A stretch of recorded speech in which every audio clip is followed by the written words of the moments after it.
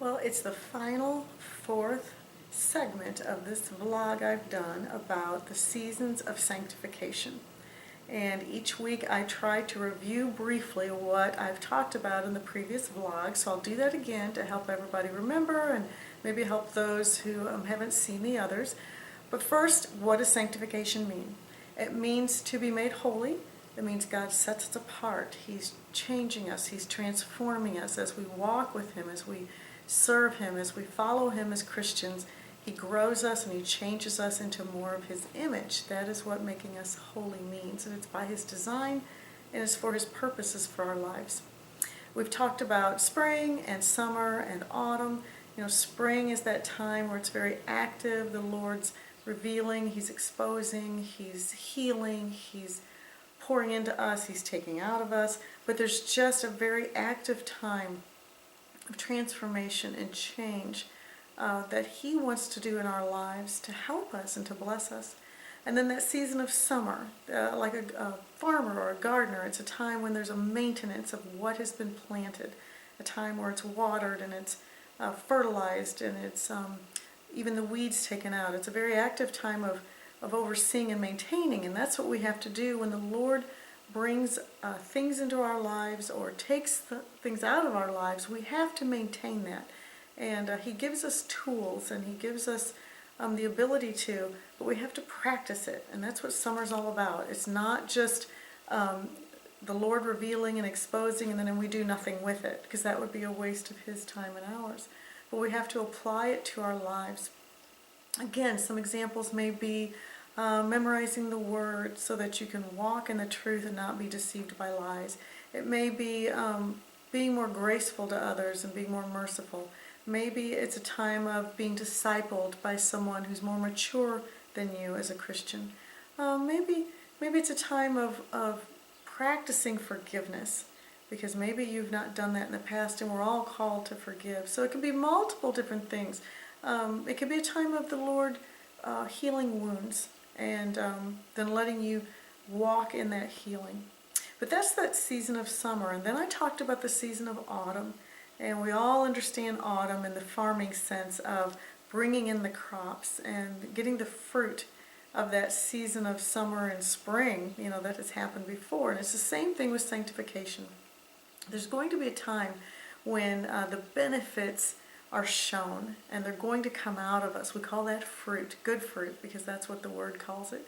And it's going to pour out of us to others, as it says in Romans 15:13. And so we get to benefit and others do as well, and it glorifies God. So that's that time of harvest where all that the Lord's been doing really starts showing and people can see it. And it's a good witness for Him, and it's good for the kingdom, and it's good for you, and it's good for others. But it also can be a time where we become very, very weary. After 3 seasons of spring and summer and autumn, just like farmers and gardeners, they get so very tired. We can too, because it is a continual, strenuous, active process, and the Lord knows that. And so we can feel like maybe it's time for a rest. And I think the Lord knows that too. And that's why He gives us the season of winter. Now, we know that He gives the earth winter. He gives the land a time of rest. And it's beneficial. And it is for us too. And during this season of winter, it is a time of rest where there is no active refinement, no active change, no active healing, transforming going on in our lives. The Lord allows us to rest in what He's done. Now, sometimes, you know, especially if you've been through these seasons of spring and summer and autumn, then you get into winter and it can feel like maybe God's far away. Or it may seem that you can't see or notice anything happening, especially if you're comparing to the previous seasons. You may even feel like you're stuck or that your faith is dormant, and it can appear dreary and confining. But winter is needed for new growth to come again in the spring. God knew this with the earth. It needs its rest and those intervals of rest, and so do we as His children. And He gave us the example He had a very active process in the beginning in creation, and yet on that seventh day he rested. So that's a very good example for us. And so there are 4 seasons of sanctification, 4 seasons where the Lord is going through a process with us if we allow Him and we cooperate with Him to transform us, to refine us, to make us holy, to set us apart so that we can function in His design and in His purpose for each of our individual lives. And so we need to be very aware of the spiritual seasons.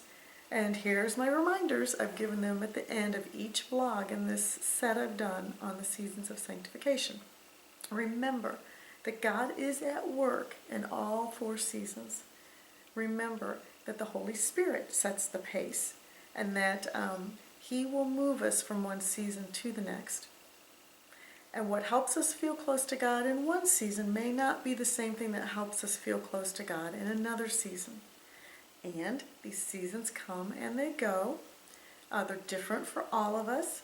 We're all in different seasons at the same time. I may be in spring and someone else may be in winter. God ordains these spiritual seasons to provide the greatest spiritual fruit bearing and greatest growth in our walk with Him. And we're never finished. That these will happen repeatedly as we grow and mature in the Lord. And they do become easier. Remember, I think it was in the season of spring, I talked about Tonka, my cat, and how he fights and he resists, especially that first time he was shaved. But each continual time, yes, he still doesn't like it. Just like we don't like change most of the time.